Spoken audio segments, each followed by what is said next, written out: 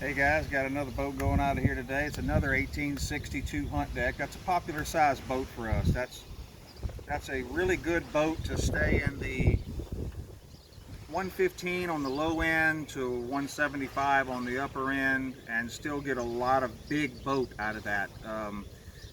Small enough to where you're able to deal with that on your own, but plenty enough room for 3 or 4 people to fish, and not so big that you have to have such a large outboard. Once you start getting into our 70-inch bottom boats, you need to be thinking 150 on the bottom end and 200, depending on how long it is, 225, 250.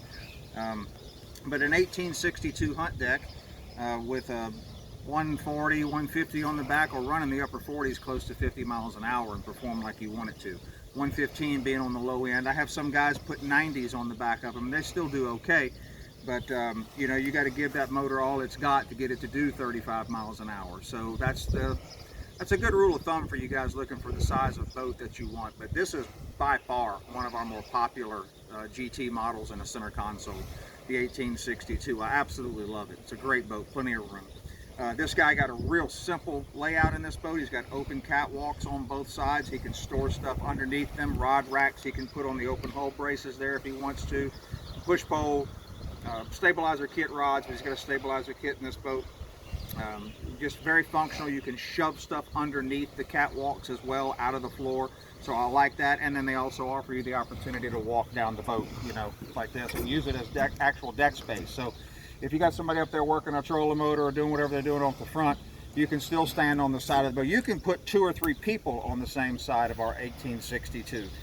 You can really do that in our 1854. Our boats are extremely stable. This is not a lightweight production model hull, right? So it's heavy enough on the other side to outweigh me and a couple of people on this side and keep that boat from feeling like, you know, you're in a production model boat where your buddy steps on the back deck and you go swimming off the front deck. That doesn't happen in a Gator Trax boat.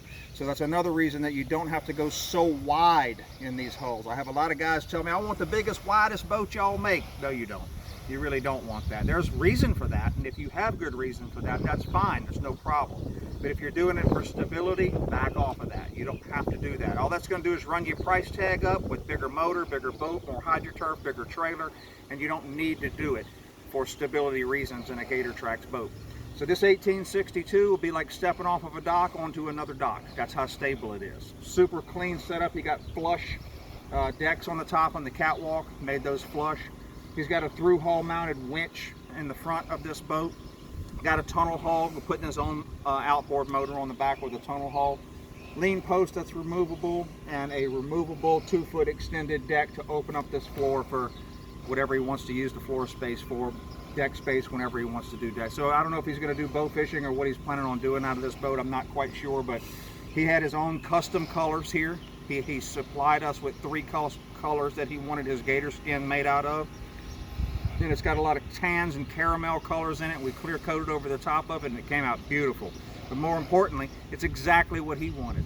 He picked his custom colors and we did the gator skin paint for him. So another example of just a fine, well thought out, simple yet very functional boat that was custom fit to his specs the way that he wanted it. Kudos on that one. Very nice rig. Wanted you guys to check it out before it left. Thanks.